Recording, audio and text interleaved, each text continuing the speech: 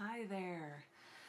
In honor of the fact that I cannot attend the community poetry open mic on the first Wednesday of every month at Half Price Books, I'm sorry, Tom, that I cannot be there, and I'm sorry that I can't set up a Zoom meeting for you since it was your event, but I have your open mic reading space in mind when I sit here in my library space and share books like I would, or share poetry readings from books like I would every month with you. But now, lucky me, I get to share them live with everyone right now. I hope you guys have been checking out online. There are new collection books that have just been released from Scars Publications. One of them was a cc&d May to August 2020 collection book called One with the Mountain.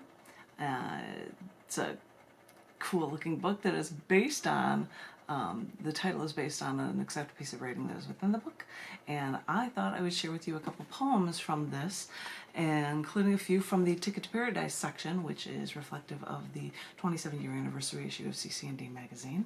There are events poems in here, so a lot of them relate to June, so I hope you guys enjoy these poems.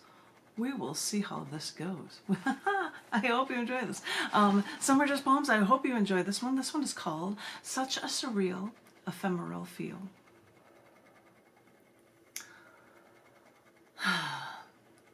I know that when I first saw my one true love across a crowded room, the other 200 people just melted away, and all I could see was him. And we stumbled and fumbled when we first spoke to each other, but it didn't take long for him to send signals to clear everyone away so that it was only all about him with me. He would make special all of our days together. He would find hideaways at night from the tops of buildings or in the sewers, places I would never go unless it was with him. And I would have gone to the bottom of the earth and back if it meant that we could have stayed together. But before I knew it, he was suddenly gone. And for all of these decades since he left my world, I have only been able to live in the shadow of what we had together. Yes, I may wallow, but I hypnotize people with the songs I sung for him. I sing with the heart of one who once felt such love, it so overflowed. It was such an unbounded love. It was just hearing those songs that would still even make women cry. There was such a surreal, such an ephemeral feel to us that I have no choice but to live in those memories we shared together. For although our time was brief, it was the only time I would ever want, and I will cherish it always. Deep stuff. Sorry, I'm commenting on the poems I'm reading. What am I doing that for? Hi, these are from the Ticket to Paradise section of the cc&d May to August 2020 issue collection book, Top of the Mountain, that just came out 2 days ago. You can get it at Amazon. You don't have to get out of your car. You can just order it directly from Amazon. But this first one is, this is a poem that's called Unrestrained Opportunity and Fighting for Freedom. And I'm reading the small print here. It was written on June 2nd, which was the calendar day many Chinese people protested to actually protect the goddess of democracy, a miniature Statue of Liberty that was in Tiananmen Square. Did you know this? Holy cow. So, odd little nuggets of information you're learning about these things with events and poetry. This is called Unrestrained Opportunity and Fighting for Freedom. 30 years ago, 100,000 Chinese citizens blocked 10,000 Chinese soldiers from entering Tiananmen Square in Beijing because the Chinese people wanted to protect the miniature Statue of Liberty on display in Tiananmen Square, because these people believed in freedom. I now think back to the man who believed in peace, who went to Chinese prison for it, who became a Nobel Peace Prize winner for believing in peace, and And I look back on what we now have. And now that I think we live in the lap of all we claim we want, I then have to wonder, now that we feel comfortable in our freedom, do we know what freedom really means? And if we thought our freedom was in jeopardy, would we know how to fight for it? Or, after all this time, would we even remember what freedom really means anyway? Wow. Sorry, as I told you, different topics for this whole section for you, including, this next poem, which is called Unprovable Stories.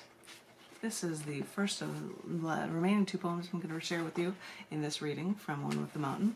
This is a poem that's called Unprovable Stories, and it is written on June 6th, written on Atheist Pride Day. What? So I say, yeah, there are things about Easter, and yeah, but we've got Atheist Pride Day. So this one is called Unprovable Stories. All your life, your mind has been cluttered with what the world taught you when they taught you impossible things. As a child, as you grew to learn the tricks adults would use to change you, you know that no, there is no tooth fairy, and no, there is no Santa Claus. But the wool has been pulled over so many adults' eyes for millennia, and only once you use the clarity of the thinking mind do you truly feel at peace. Don't be afraid of fantastic God. Just follow the evidence and believe that you are the one with the true power. Because belief is an amazing thing. And once you've realized that you can believe in logic and rationality and not the unprovable stories no rational mind could ever believe, that is when clarity lets you finally breathe a solemn sigh of relief. Holy cow. I've got one more for you. Oh, this is an interesting one. It doesn't look like it's for a holiday, but guess what? I'm bouncing on like 18 moral messages here for this section of reading for you. From the Ticket to Paradise section of One with the Mountain, the cc&d collection book that is out through Amazon right now. You can also see it at scars.tv if you check it out there. But this is the longer final piece I'm going to share with you, and it is called Others Kill For Us. We met up at a burger joint. It was the only chance we could get together, so here I am. It was lunchtime. You probably got your usual, and I just said, I'll just have extra fries. Well, why aren't you eating? He asked absent-mindedly, and I said, I'm a vegetarian. And I said it with the same trepidation I always do, because people think that I'm a freak for not eating dead animal. These tenuous moments make me feel like a Bernie Sanders fan at a Trump rally, or an atheist meeting the Pope. And I know, people have been talking about these ideas of eating less meat, but I wonder if it's just talk, or have I just read the select few newspapers that say just little pieces? If people care, if people read the things I have, maybe it wouldn't be such an uphill battle. But I'm sitting here with this guy eating a burger, and he doesn't get what the issue is. I mean, hey, it's just a burger. It's what we humans do. And I think back to when I was a child, when I ate meat, because my mother remembered when her parents, not from the United States, scraped together enough money together to purchase a chicken in a cage that they had to kill for food, for the family, for the week, because that was enough protein. So I think about the mass grocery store chains that provide all the dead animal en masse, so the restaurants to the restaurants, and since I was a little girl, since back when I had hopes and dreams, that was when mass consumption won out over mass compassion. Because since then, lobbyists have paid the USDA off to say in charts, in pyramid form, that we need more meat. Back in the day, animals were raised humanely before they were killed inhumanely. But now, mass consumption is won over humanity altogether. Now, animals from birth are in such torturous conditions that they live on antibiotics and cannot even stand on their own legs. The fact is that these animals have been genetically altered so that they cannot even have sex. Yes, humans artificially inseminate every animal used for future slaughter for food.